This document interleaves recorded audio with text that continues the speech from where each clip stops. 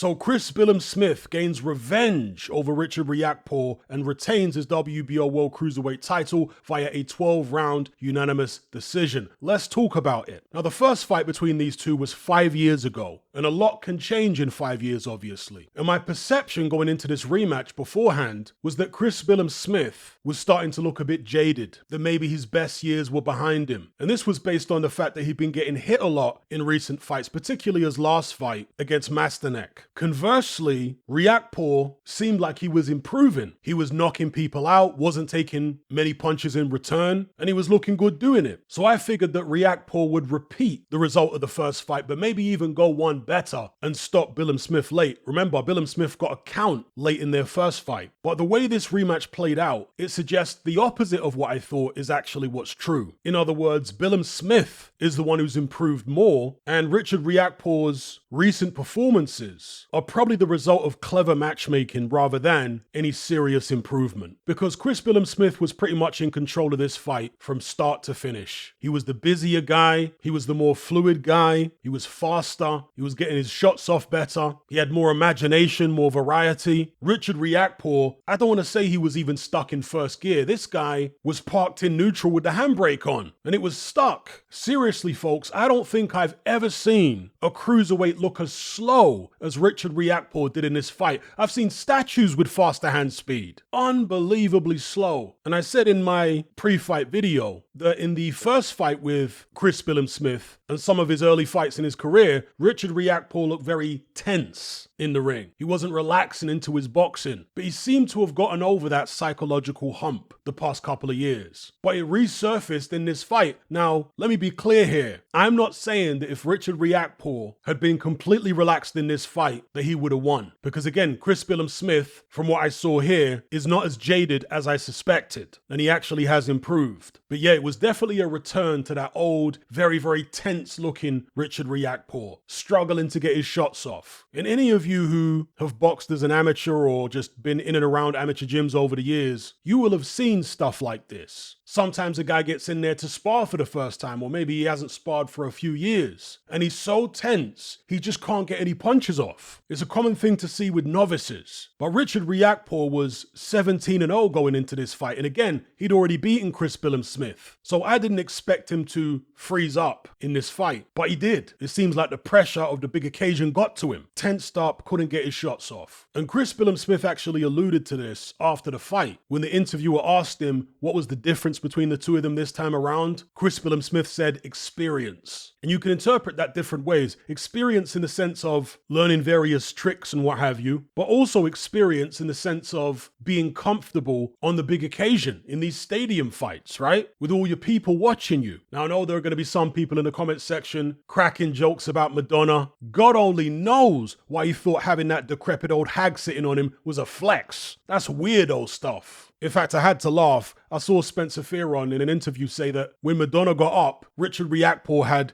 dust in his lap, like he just got a lap dance off Mum-Ra from Thundercats.